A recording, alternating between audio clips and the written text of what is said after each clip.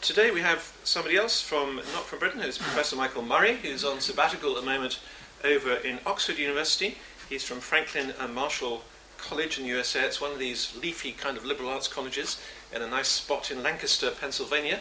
And he's their professor in the humanities and philosophy.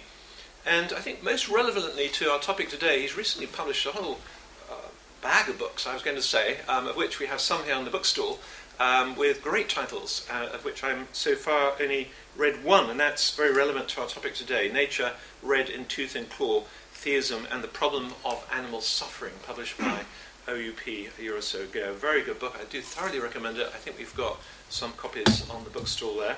Also, another book, The Believing Primate, Scientific, Philosophical and Theological Reflections on the Origin of Evil, another OUP book, which I look forward to reading. I haven't read that yet. And I see a forthcoming book entitled Divine Evil with a question mark, and I just sort of thought I was relieved to see the question mark there. I thought that was probably a good move to have that on the book, but, provocative title. So certainly someone who's thought a lot about our topic today, and indeed written a lot about it. So, as you know, the topic for this afternoon is animal suffering, theological and philosophical perspectives. Thanks very much. Thank you.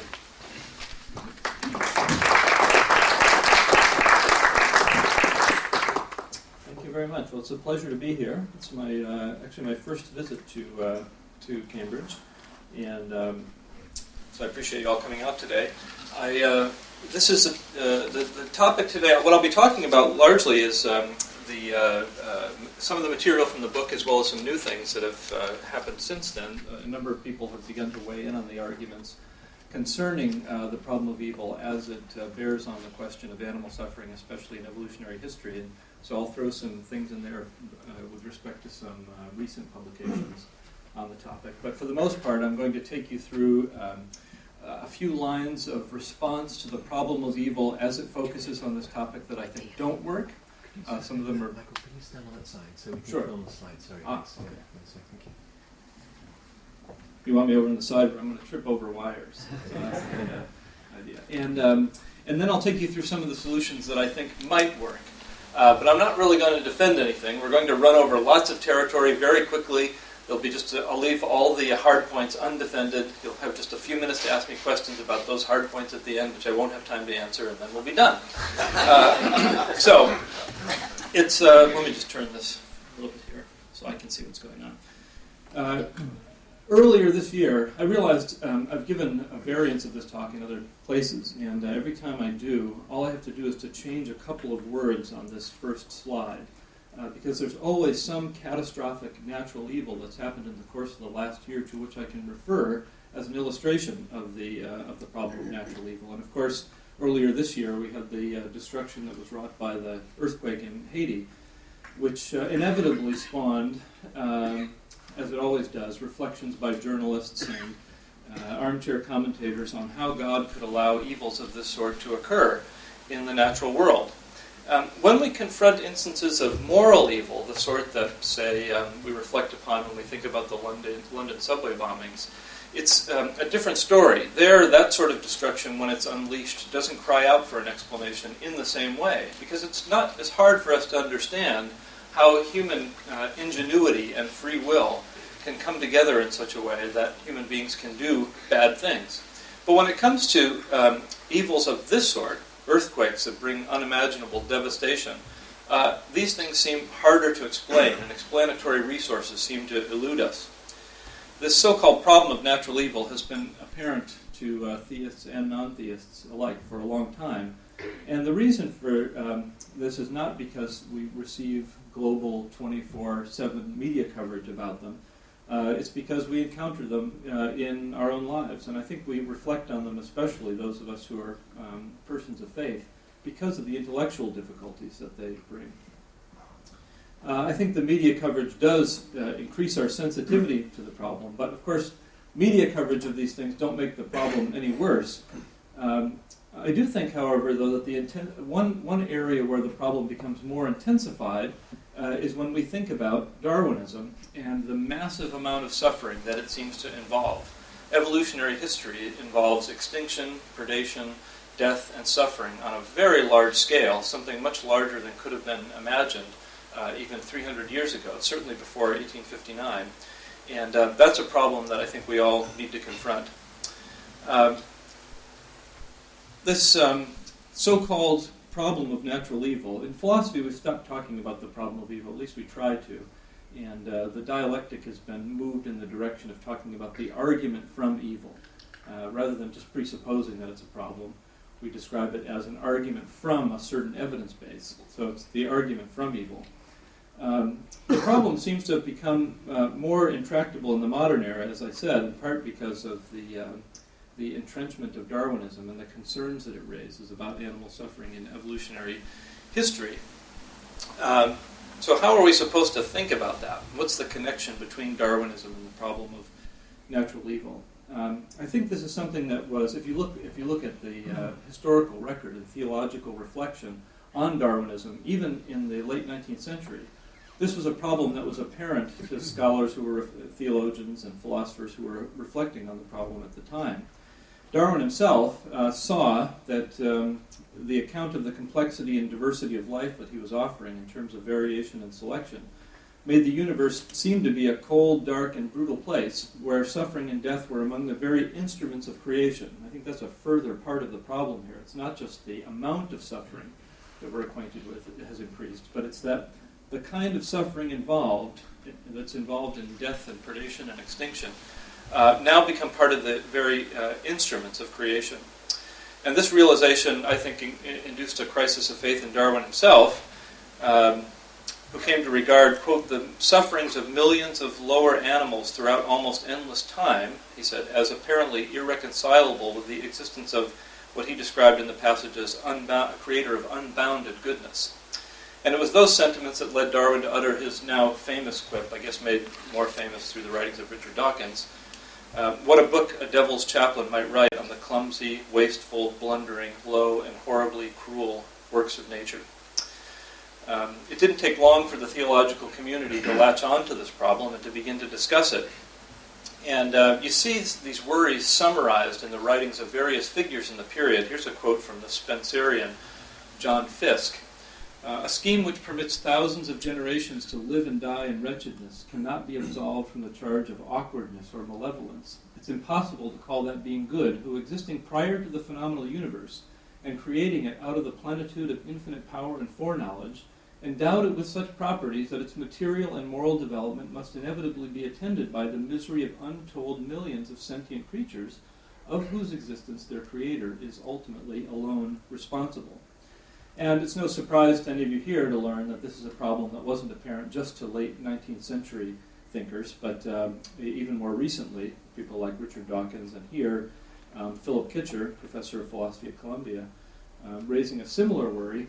Kitcher says in his book Living with Darwin, when we envisage a human analog presiding over a miniaturized version of the arrangement, peering down on his creation, it's hard to equip the face with a kindly expression.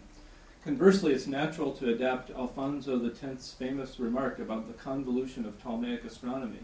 Had a benevolent creator proposed to use evolution under natural selection as a means for attaining his purposes, we could have given him useful advice. And Kitcher says that this particular variant of the argument from evil arises directly from evolutionary considerations. He puts it this way in the book. This variant of the problem focuses specifically on instances of non-human suffering that would seem easily eliminable without disturbing any goods associated with human freedom. He thinks, and this is not a surprising thought, he thinks that for the most part, explanations of the reality of evil in creation are tied to human freedom in some way. He can't see any connection between that and the reality of animal suffering and evolution. Throughout the history of life, billions of animals have suffered painful and unnecessarily extended deaths. A world in which those deaths were swifter or less agonizing would leave the genealogy of organisms intact, preserving the supposed higher purposes of human virtue and freedom. A creator with the traditional attributes would thus not produce the world we actually inhabit. So what should we think about this argument, and how might a traditional theist respond to it? And I think before you answer that question, you have to first of all be clear about what the argument is. It seems to me that some of the solutions or responses that I regard as falling short, fall short because they don't have an accurate picture of what the problem is. And so to do that, let's first take a look at one version of the argument from evil. This is probably the most widely discussed version in philosophical circles, and it comes from the writing of William Rowe. So Rowe's main argument goes something like this. There exist instances of intense suffering which an omnipotent, omniscient being could have prevented without thereby losing some greater good or permitting some evil equally bad or worse. An omniscient, wholly good being would prevent the occurrence of any intense suffering it could, unless it couldn't do so without thereby losing some greater good or permitting some evil equally bad or worse. So there does not exist an omnipotent, omniscient, wholly good being. Now there are different versions of the argument, but I think this is one that's particularly well formulated and clear for our purposes. And so the question is, what does one have to do to resist this argument? Well, the key premise here, I think, is premise 1. Some have taken issue with premise 2, but I think premise 1 really is the key. And what we need to do here is to try to show that there aren't any evils of the sort that are described here. That is, that there aren't any evils for which there's no good reason, what in the philosophical literature has come to be called gratuitous evils. So how might one do that? I mean, well, one way you might do it is by thinking that you're obliged to come up with an account of the truth of the matter, right, to explain how the evils that we see around us have some good reason in terms of overall good outcomes. But that's actually not what's required in order to turn back premise 1. You need something much weaker than that. What the theist is looking for are rational grounds that entitle him or her to reject the truth of one. And to do that, all you need is something like this. So we can think about this by considering an analogy. Let's say that a colleague of mine sees my wife holding hands with another man in a restaurant in Boston when she told me that she would be in New York for the day. And this colleague thinks that this provides some evidence that my wife is being unfaithful. I might call it the infidelity hypothesis.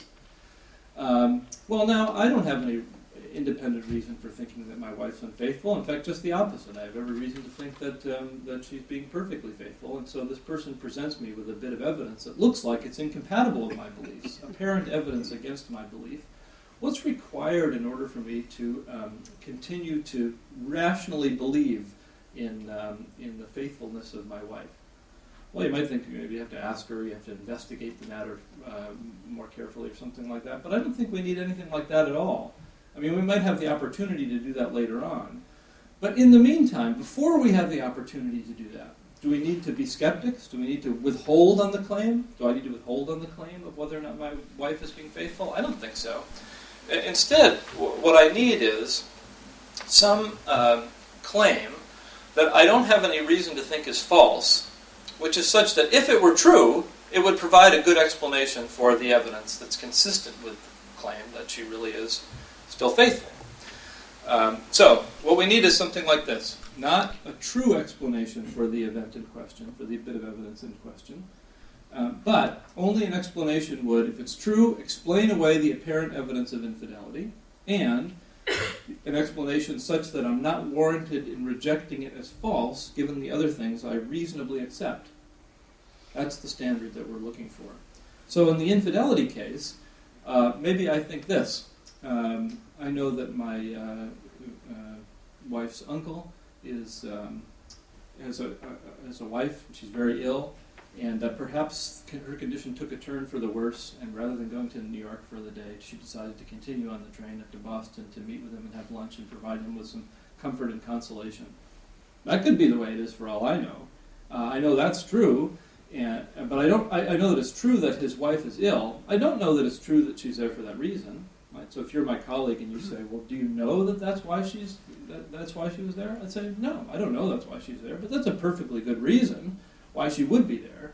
And so the bit of evidence that you're presenting me with doesn't trouble me, intellectually doesn't trouble me at all. It could turn out that this is wrong, but if it were right, and I don't have any reason to think it isn't, what you saw doesn't provide any evidence for infidelity. So we're looking for, I think, in the case of the problem of evil more generally, and in this particular case, explanations that satisfy that standard. That's the standard that we're looking for. Okay. And in particular, when it comes to the argument from evil, we have to ask, first of all, what constitutes a good explanation? And the answer is, a good explanation is one that shows why a permitted evil is a necessary condition for some outweighing good. That's what makes it a good explanation. And second, an account that we're not warranted in rejecting, given the other beliefs that we reasonably accept. Okay, so that's the standard, and I'm going to look at 4 explanations now that I think fall short of that standard in one way or another, and then I'll look at 3 that I think have some chance of succeeding. So here are the 4. We'll have to run through these fairly quickly. So first of all, there are a number of individuals who still want to retain the idea that the right explanation for natural evil as a whole, and animal suffering in particular, is the fall of the original human pair. Advocates for young earth creationism, like Henry Morris, in this quote here, think that the evil involved in evolution all on its own provides us with a good reason for thinking that it's false. So Morris says, evolution is also the most inefficient and cruel method for creating man that could be conceived. If God is a God of love and wisdom and power, as the Bible teaches, then how could he ever be guilty of devising such a scheme as evolution? If one wishes to believe in evolution, he's free to make that choice, but he certainly should not associate a wise, powerful, loving God with such a monstrous system. And so Morris claims that's sufficient evidence against the whole story, and what we should instead embrace is the idea of special creation taking place 6,000 to 10,000 years ago. Now, I suspect that there aren't many people in this audience who are sympathetic with that particular line, but as a philosopher who's open to all comers, all the different positions that might be defended, and recognizing that sometimes our scientific explanations turn out to be false, we should at least entertain this hypothesis and ask, would it constitute a good explanation if it turned out that it were true? Would it constitute a good explanation? And I think here's one problem that those who advocate for fall explanations of natural evil have not taken seriously and need to. In fact, I can't see a way of solving this problem. I call it the fragility objection. So on the fall story, there's some connection between the integrity of nature and the moral obedience of this original human pair. And the question is, why would an all-good God structure the universe in such a way that the integrity of that natural world is dependent on the moral obedience of those individuals? That itself seems to be a flaw in the structure of the creation. So you can't simply point to the moral evil that's committed and the so-called resultant natural evil and assume that you're off the hook. The question is, why didn't God do a better job on that story, the one they're proposing, of insulating these innocent creatures from the effects of the wrongdoing of the original human pair? That's a problem that I think needs to be handled, and there are some things that have been said about it. I find all of them unbelievable. So let's leave aside the fall, and we'll turn to another, I think, very increasingly popular position, according to which natural evil isn't caused by moral evil, but there is an explanation of it that's somewhat analogous. So on this view, creation itself, like the human beings it contains, has a certain freedom. Sometimes it's described as the freedom to wander, which necessarily leaves open the possibility that it will wander in directions that involve natural evil. So, am I allowed to criticize John Polkinghorne? Okay, so here's a line from one of Polkinghorne's books. God has created this amazing universe so that life can evolve and come into being, endowed with the true freedom required for love. This entails giving a certain amount of freedom to the physical processes and a process of creative destruction via evolution. Now, as I said, I'm sure that those of you who are familiar with the issues here have run across this potential solution. I find this solution to be problematic for at least the following reasons. First of all, despite the label, the non-conscious creation isn't free.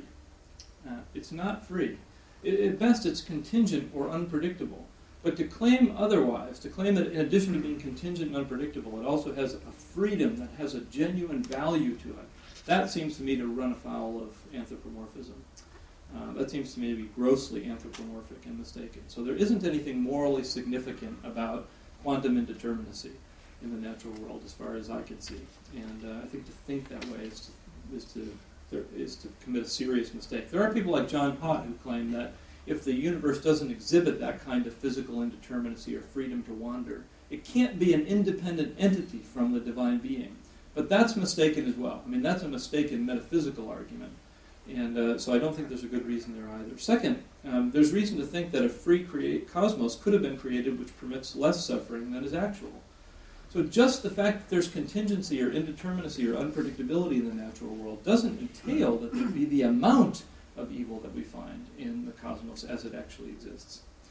And finally, even if 1 and 2 are resolvable, and I don't think either one is, the good of a free cosmos, a cosmos that's free to wander, doesn't seem to outweigh the massive suffering it permits. If you think that that is a good feature of the natural world, of the cosmos, you also have to ask, is it an outweighing good? Is it a good worth all the pain and suffering that attends it? And again, moral intuitions can differ on this matter. I find that claim unbelievable. That is, that that's a good that's worth it.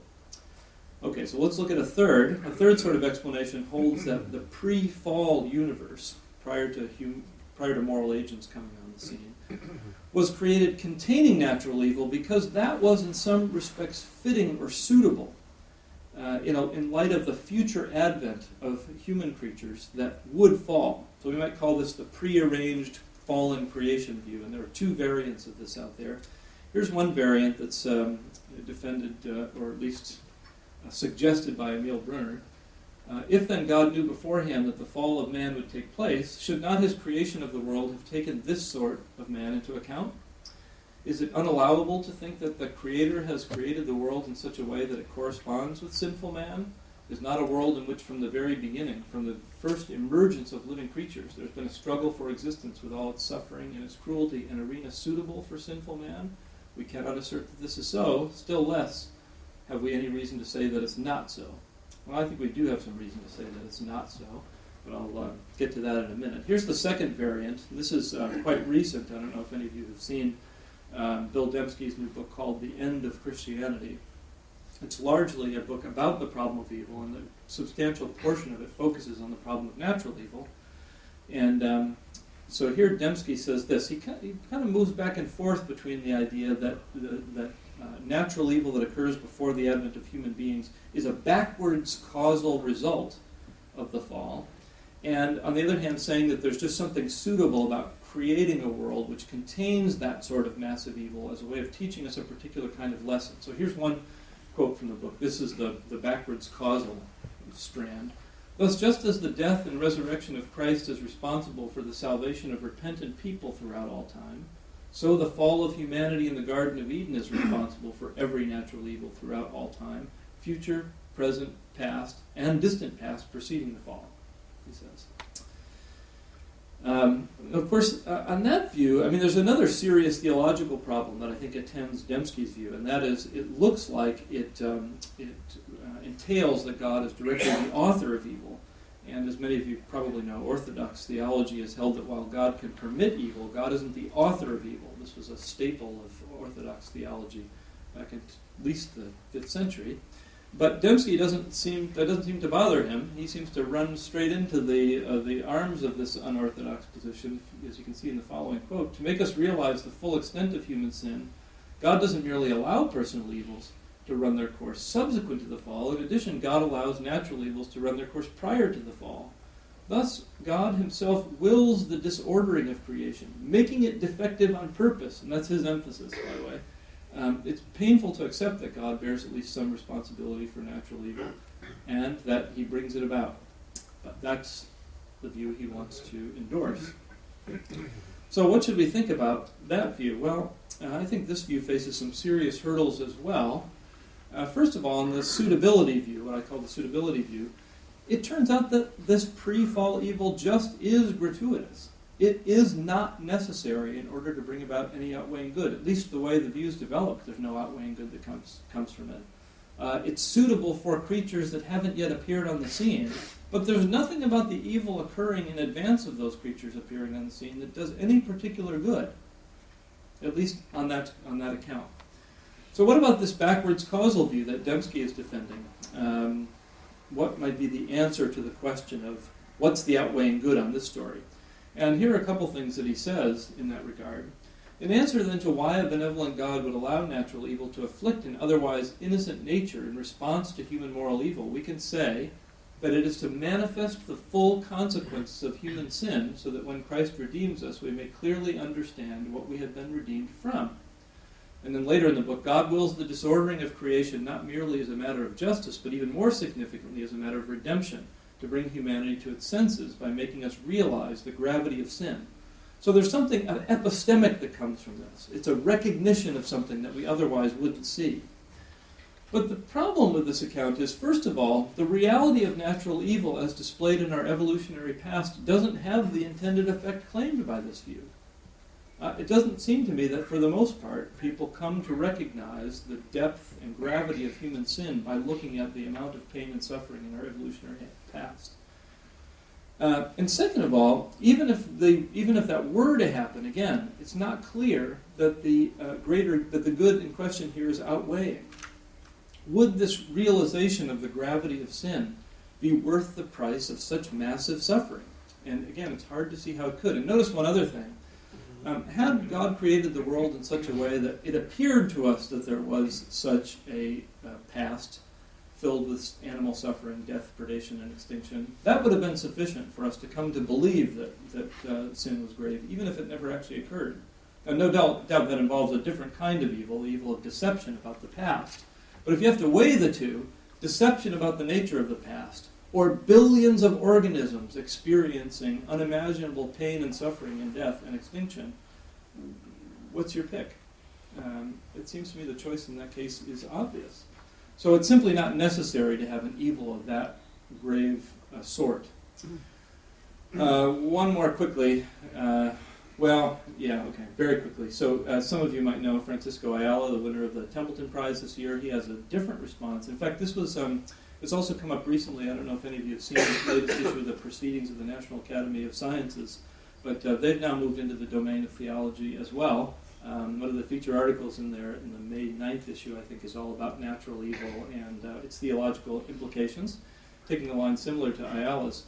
But what Ayala claims is that God is no longer responsible, once we take evolution into account, for the kind of natural evil we find in the world, because we can shift the burden from the divine to the natural processes themselves. Right? It's nature itself that is the cause of these evils, not God. But the problem with that view is this, as my colleague Jeff Schloss puts it. It's a bad thing to drive someone home when you're drunk, but it's no better to put them in a car with a known inebriated chauffeur. If God created the evolutionary process knowing that this reckless process would cause all the pain and suffering that's involved in the evolutionary process, God is no less to blame for those evils. So I think the Ayala solution is also a non-starter for explaining this. Okay, well you might say, gee, we're 1:30. Is there anything that does work? I don't know. Here are 3 possibilities I'm going to try out on you. You won't like the first one at all, so I'll go through it pretty quickly. But one question we need to ask when we're talking about the problem of animal suffering in particular, or in general, and in evolutionary history in particular, is what is animal consciousness like, and how would we know? That matters. Because if the experience of pain and suffering is morally different, if it's substantially different, if it's phenomenologically different in animals, that affects how bad it is, and so how much of a problem it is. Now, I can read your mind, right? You're thinking, was he going to try to convince me that animals don't feel pain and experience suffering? Not exactly. I mean, I think that at a certain level, we're all willing to agree that there are some kinds of animals that don't experience pain and suffering. Not everyone's willing to admit that, right? But a mosquito, a fly, a flea, a snail. Where do you start? At some point, I think people are willing to admit that there's a level below which the neural complexity doesn't allow for the kind of phenomenal consciousness that we associate with pain and suffering. But so we might ask ourselves this question: how would we know what consciousness is like? And one way we might know this is by looking through some of the literature on consciousness to ask, what does it indicate about non-human animal consciousness? And this is a very complex territory, so I'm just going to try to summarize 4 views that might be relevant here. So the first we'll call pure neo-Cartesianism. And on that view, animals have perceptual or access consciousness. They have an ability to know what's going on in their environment. But their mental states are intrinsically unlike ours because they lack any phenomenal character. So there's nothing that it feels like to them to experience the world, but they are able to have access to it so they can successfully navigate around in it. But it doesn't have a feels-like component to it. That's what, in philosophy of mind, we call its phenomenal character. Most people aren't willing to accept that non-human animal consciousness is like that, but maybe you think it's more like this. Animals' first-order states, mental states, really are intrinsically like ours, but they lack something else. They lack higher-order thoughts about their first-order mental states, so they can't reflect on their own mental states. And on one very popular theory of consciousness, in order to have phenomenal awareness, you need to have higher-order thoughts which target those first-order mental states. So there's being able to see, and then there's an awareness of your seeing that makes it phenomenally real to you. I don't have time to do this, but I'm going to do it anyway. So here's a, I don't know if you've seen this, in the latest issue of Scientific American, there's an article about this very fascinating phenomenon called blind sight. And if you've never heard about blind sight before, it's really shocking and it blows you away. But people who have had a certain kind of damage to their visual cortex, they claim to be phenomenally blind. If you ask them, can you see, they say no. But they can perform tasks that clearly only people who have sight can perform. So they can catch a ball, they can point to dots on the screen. And this is the most dramatic video evidence I've ever seen of this. This was posted in light of the article that was just written in Scientific American. So I'll show you this. Hopefully you can see it.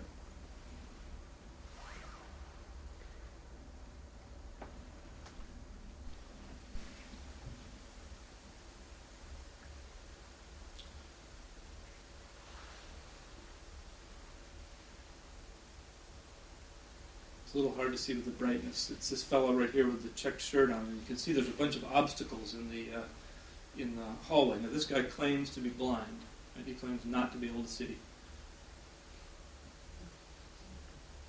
So they put these obstacles in the hallway, and they just told him to take a walk down the hall without his cane.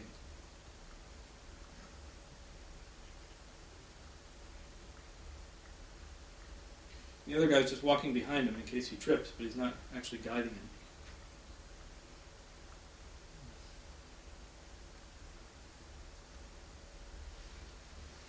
Questioned afterward that says TM had no idea he'd maneuvered to avoid anything. Blindsight apparently relies on primitive brain areas that bypass those required for conscious vision. So blindsight's this really fascinating phenomenon. And it looks like there are also there's blind hearing, and there's even versions of blind pain in human beings. The question is, what's going on in cases like that? Clearly the person can see, and yet it's also true that they can't see.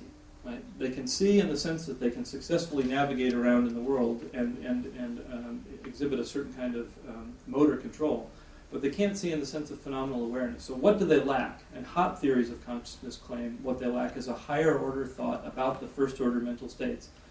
Is that what animal consciousness is like? You don't know. I don't know either, but it could be. Well, so moving up the scale here, picking theories of consciousness which get animal consciousness closer and closer to our own. Perhaps, unlike these views, where you require some higher order thought for states to have phenomenal character, on these views, view 3, if mental states have intrinsic phenomenal character, they don't need a higher order thought in order to have phenomenal character. Maybe animals have that, but they don't have any awareness that they have those. They have these mental states that have intrinsic phenomenal character, but they don't have an awareness that they have those. That would make animal consciousness much closer to our own, but still such that they don't experience pain and suffering. And then the last one is another intriguing, very strange position I call the higher order indifference position, where animals might even have second order thoughts about their own first order states, and that might even confer a certain kind of phenomenal character to it.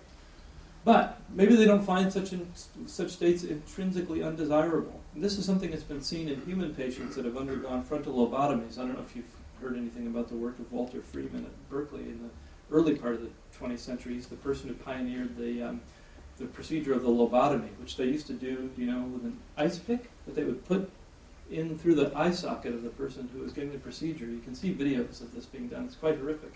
But what they did was just literally wave it around and destroy bits of the person's prefrontal cortex. And in some cases, what resulted was relief of chronic pain. But when they interviewed the patients to describe the phenomenal character of their experience after the procedure, what they'd say is this: the pain hasn't gone away. I still feel it, and it's just as intense as it was before, but it doesn't bother me anymore. Now, I can't understand what that state of mind is like, but it's very clear that patients who underwent this procedure and where it had that effect, that is how they describe their experience. And we do know that the prefrontal cortex is directly related to our emotional reactions to various kinds of stimuli. So is that the way it is in the case of non-human animals? I don't know. If it is, pain and suffering doesn't motivate their behavior. Something else has to, right? But again, since we can't see it from the inside, it's very difficult to know what these states of mind are like. There's a lot of things to be said about that. I'm not going to say them now. So are there any reasons to take those seriously? Sure there are. These are very popular views on the nature of consciousness in the philosophy of mind. They have nothing to do with non-human animal thought. People aren't defending them because they have some theological axe to grind. They just find them intrinsically plausible because of their explanatory character. And if they're right, they may have implications for how we understand the nature of suffering in the non-human animal world. Okay, but nobody likes that view, so let's move on. Here's the second view that I think might have some plausibility, and I call it the embodied intentionality view. So there are theologians and philosophers of religion who've looked at animal pain and suffering and said they see certain goods that accrue to the non-human animals themselves. I'm just going to stick with animals. It's too long to say non-human animals. That are conferred upon animals themselves because they have the capacity for experiencing pain and suffering. So one is this. Richard Swinburne, for example, says that actions of great moral significance are possible for animals because they can put themselves at risk for the sake of others. So a mother can defend its young against a predator. And that has moral significance in the domain of nature, Swinburne says, because the mother in that case is putting herself at the risk of pain and suffering. Some have argued that animals experience something analogous to soul-making. That by being susceptible to pain and suffering, they can put themselves at risk and so develop something like moral character that, in an afterlife, suits them better for an appreciation of God. But I think both those sorts of views have some difficulties. I think, first of all, when it comes to the Swinburne-type view, the moral significance of such behavior, if it's there, does require the possibility of loss, but not pain and suffering. Merely putting its life at risk would be sufficient. Right? Pain and suffering isn't necessary for that. It gives you a different kind of loss to which you're susceptible that's not necessary. And when it comes to animal soul-making, I simply find it implausible. But again, that's something we could discuss. So is there another version of the embodied intentionality view that is more plausible? And I think the answer is yes. And here's why.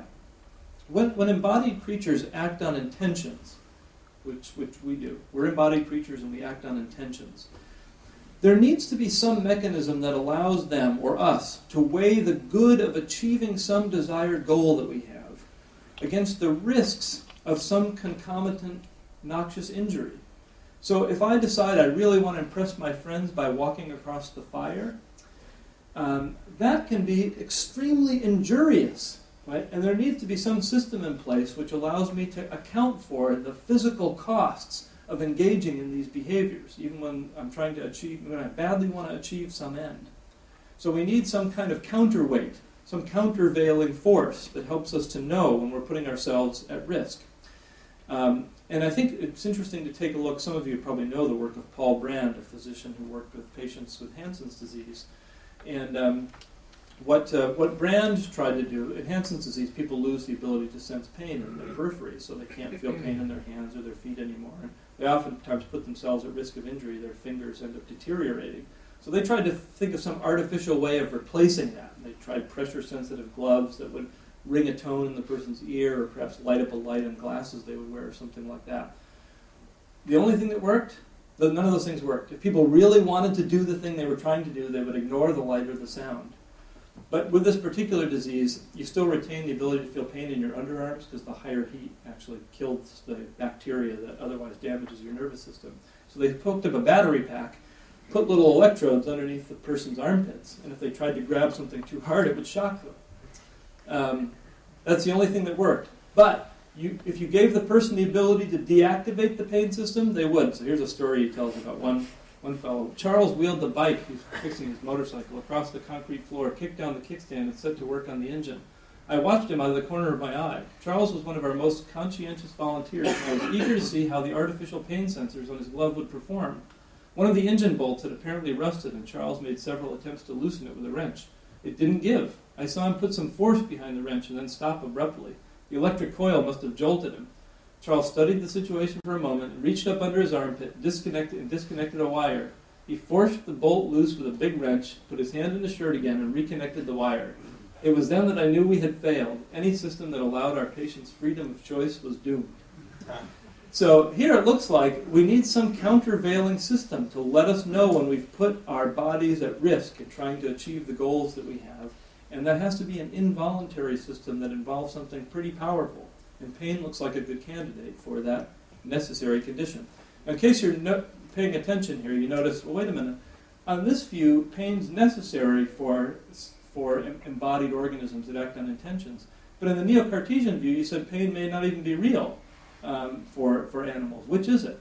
I have no idea. What I said was I was going to provide you with some potential explanations which are such that if they're true, they would do the work that we need to do to explain the problem of animal suffering. I haven't a clue which of those is the right one. But remember, given our standard, I don't have to know what the right answer is. I just have to have an answer that I think I can't reject given the things that I'm warranted in accepting. So I leave it to you to figure out which one, if either, you think is actually plausible. All right, turn to the last one now. And so it's quite common in explanations of the problem of evil, more generally, especially in the domain of natural evil, to talk about the importance of natural regularity.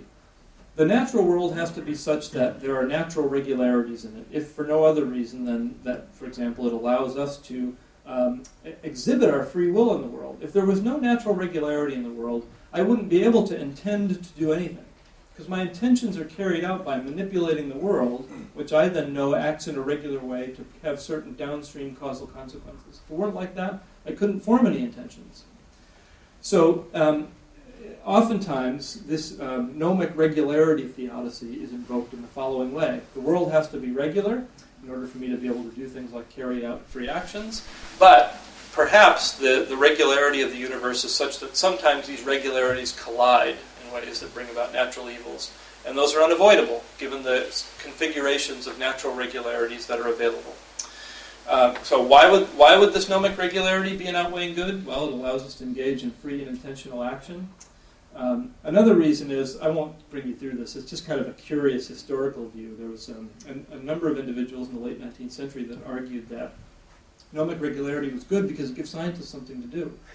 It wasn't quite like that, but they said the good of intellectual inquiry is an outweighing good. The good of scientific inquiry, all on its own, is a good, and you can't have that unless the world is naturalistically structured. And indeed, all the pain and suffering in evolutionary history is worth the intellectual goods that accrue to scientists who study it. So here's George Frederick Wright, if you want to read about this particular view. It's fascinating. He defends it in a number of different places. And what he argues, let's see, where's the relevant part of the passage?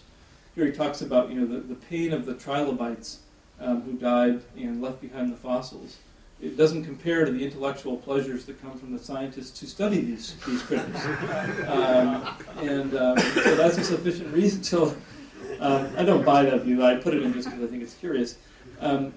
But some have also thought that this is an intrinsically good feature of the natural world, that it be regular in this way. Augustine argued for this, Leibniz, Malebranche, the 19th century preacher Henry Ward Beecher. I don't know if I have time for this quote, but it's such a nice quote. Just read the last line. Design by wholesale is grander than design by retail. His idea is that a universe that's governed by these natural principles that are stable across the cosmos is itself an intrinsically good feature of the creation. That's something with which Leibniz resonated as well. There are some reasons why you might think gnomic regularity is good. But if you stop and pause for just 1 second, you realize, well, does that really give us an account of evolutionary animal suffering? It's not quite clear how it's supposed to do that.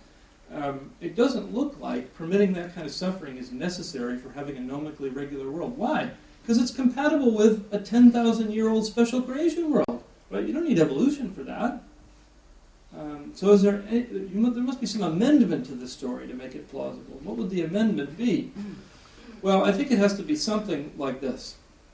And I don't know what you make it. I don't know how to salvage this view without something like this.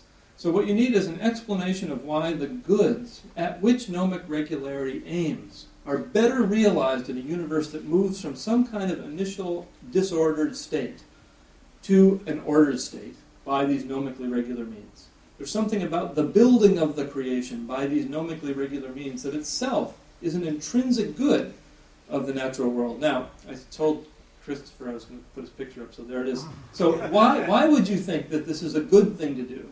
And some people, so Christopher claims, that's the only way it can be realized. The only way we can get to the kind of structured creation we have now is through this movement from chaos to order through gnomically regular means. But I don't think that can be right for reasons I just mentioned. You could get this just as a special creation. So you've got to have some additional justification. Why is that a good thing?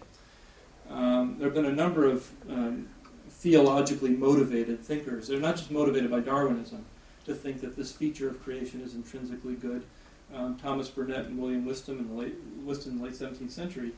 Henry Ward Beecher, after Darwin, says something similar. Here he's comparing a machine that makes rugs to a bunch of individuals who sit in the factory and make them. And the idea is, well, machines that take these initially disordered states and produce order through machine-like processes is itself an evidence of the greatness of the creator of the machine. And he thinks of the natural world as being like that as well. Still, you might wonder, even if this, call it chaos to order through gnomically regular means, is good, and we can convince ourselves that it's outweighing, why must human precursors experience pain and suffering? Even after all that, right? Why do the critters have to suffer? Why do they have to suffer?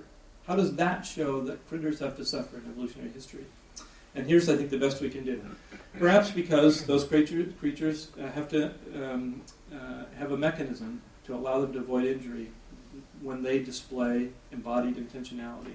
Or perhaps it's because in a world that goes like that, from chaos to order through gnomically regular means, there's a continuum of mental life of these creatures.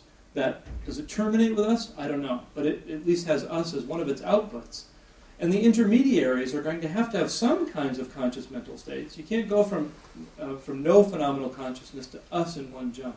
There'll need to be intermediate steps, and perhaps those creatures that experience those intermediate steps are required in order for the kinds of mental life that humans display to come on the scene. Still, there's this question of, is it worth it?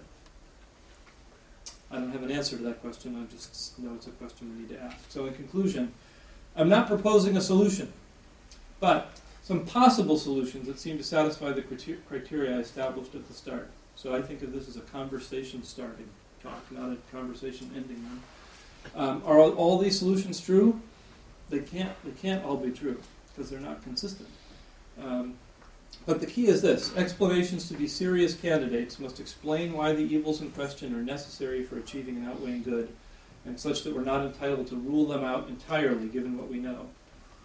That's a low standard and still a very hard task. Thanks.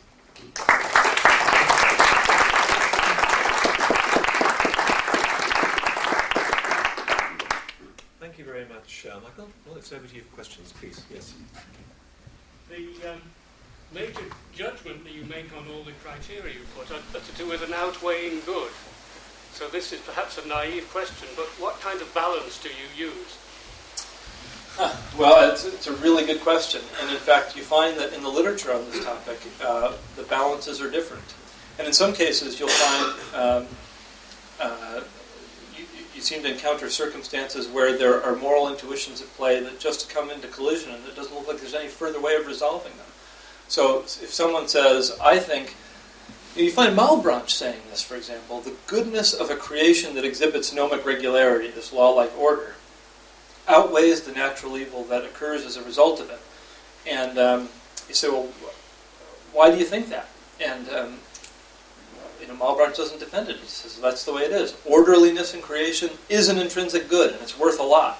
And someone else might think, well, I don't think it is worth a lot. Then what do? I think you've reached a stalemate at that point. Please.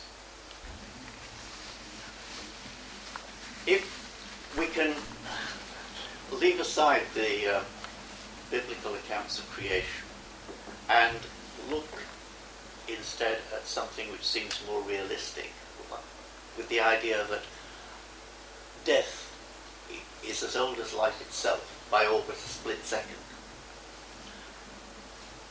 Once life starts to exist, it has to find a way of perpetuating itself, and in a sense has to be able to recognize in increasingly sophisticated ways what is injurious and what is dangerous.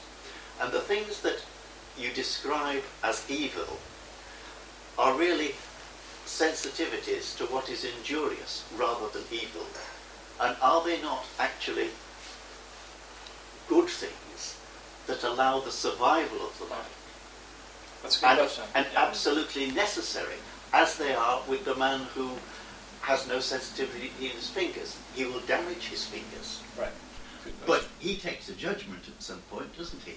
That I can put up with a certain amount of pain because I'm going to take that rusty nut off. Right, right. Good question. So I think, oftentimes we're inclined to think if pain, for example, is a necessary condition for us avoiding injury, then it isn't a bad thing. It's wrong to call it evil because it's necessary for securing this outweighing good, and that's sufficient for it not to count as an evil.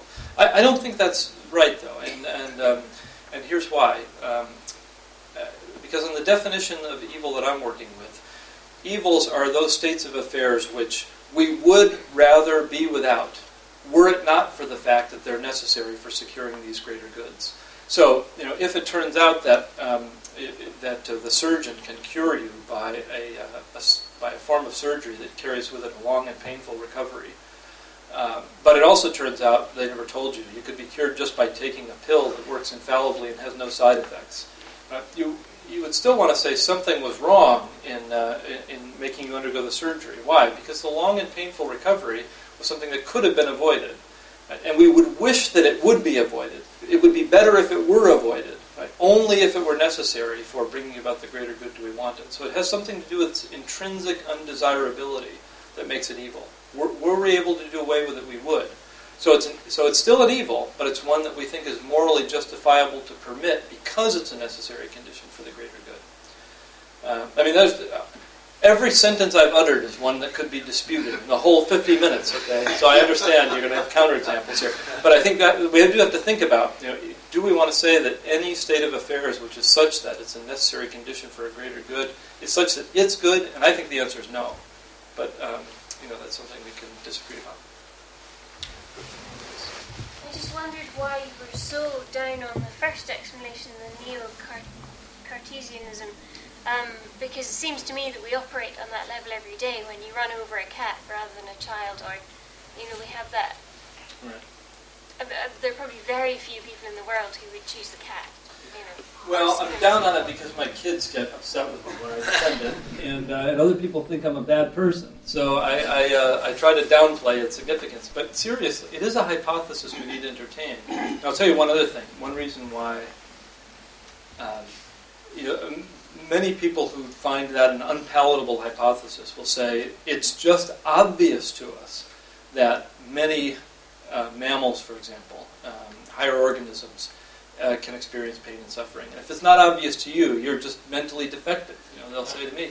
But interestingly, we know that we have a native tendency to over-attribute phenomenal consciousness to other organisms. This is hardwired into us, and there's good experimental evidence for this. I'll just tell you quickly of one example. This is some research done by one of my colleagues. They took robots in an arena that were engaged in a competitive activity, and they did it under two conditions. One, they're just Lego robots. So in one case, the robots went around, they had egg collecting, and they tried to put them in their goal. In another case, they either had a piece of paper with a face drawn on it, or Legos in the arrangement of a face on the top. And there's a highly statistically significant difference between the intentional language used to describe what the robots were doing. So in the one case, it turned left, it moved to the right. In the other case, it wanted to take the eggs from the other one. It tried to find it intended to do such and such. So as soon as we see certain facial features, and we can even identify what those are, we naturally attribute intentionality to other organisms. So you might think this appeal to what's intuitive to us shouldn't carry much weight. We know we're liable to get it wrong. Yes. I'm delighted to see my picture, but I'm not. I don't think I totally recognise my point of view. Okay. I thought you said this was the only way. Well, yes, but the outweighing good in my argument is not chaos to order, gnomic regularity, but the sort of biosphere that we observe, which contains extraordinary, beautiful, diverse and ingenious collection of creatures, including creatures ultimately capable of self-consciousness. That's I would see as the outweighing good, and I'm not quite sure that you'd depicted that. So that would be my first reservation. My second is that I don't think that in your discussion you quite addressed the severity of the problem of the instrumentality of suffering within evolution. This seems to me the sharpest edge of this area of theodicy, is that it is the suffering of creatures in predation and the like which actually drives the refinement of the character of creatures. So it's not, to my mind, suffering in evolution looks like a byproduct. It looks like a method that God has used. And I just didn't quite get in your discussion a full acknowledgement of that. That's right. So let me say three things quickly. First of all, you're right. I didn't talk about the part of your view that concerns the vast diversity in the biological domain and the claim that the only way to get to that is by means of this process. I think that's wrong too, though. And the reason I think it's wrong is just because if God wanted to create such diversity instantaneously, God could do it. So it still leaves the question of why this mechanism. So that's the first thing. The second is you're absolutely right about the instrumentality problem. Right? And one way of putting this problem is this. If it turns out that the suffering experienced by animals in evolutionary history is just a means to get some greater good, that seems to run afoul of something like the Kantian dictum, right? That one ought not to use, let's just say, sentient beings as means only. Right? They're being treated entirely as means, and that itself seems ethically objectionable. That's one of the reasons why, at least one of the views I had here, was trying to point out what might be an outweighing good for the organisms themselves, right? The ability to engage in embodied intentionality. But there's a further question, and that is, do you think that using sentient organisms as means is intrinsically bad? This is a really interesting issue in moral philosophy. I actually don't think so, but I mean, that's a longer argument. And the third issue was this. I could get myself into trouble here, but is pain and suffering really a necessary condition for evolutionary development? And I think the answer is no, but then yes. So it's no, because you can get differential reproductive success without anybody dying. No one has to die to get differential reproductive success, just that some have to reproduce more, and some don't reproduce as much as those, and so their gene frequency increases relative to the others. That's evolution. But you do need death and suffering if all this takes place with limited resources. It's the limited resources part that causes the problem. At least that's the way I see it.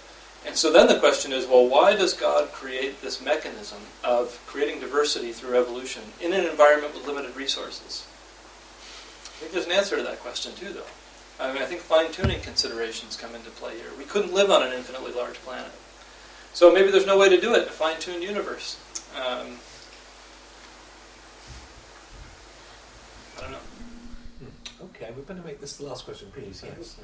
Surely the whole problem of evil, as you call it, melts away immediately if you drop the assumption that there is a conscious creator. So what is wrong with Richard Dawkins' view? You only mentioned at the beginning and dismissed without any comment at all, as far as I can see. Right.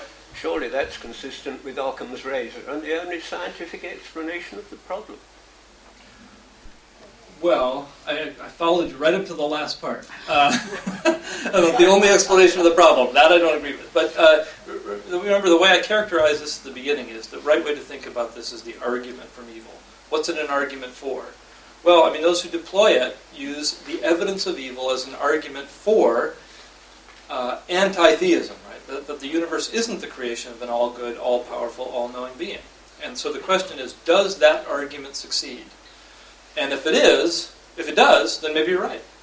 The only way to explain it is by saying that the universe is cold, pitiless, and indifferent. But I don't think that follows. So what you need to ask is the argument from evil to anti-theism sound? I think the answer is no. That doesn't mean anti-theism isn't true. It just means this is a bad way to get to that conclusion. Because I think it can be explained in the context of a theistic picture. That, even if I'm right about that, that doesn't mean theism's true. It leaves us completely indifferent. It just means that bit of evidence doesn't show what the anti-theist claims that it shows. That's all I'm trying to show here. So, but that you could be right.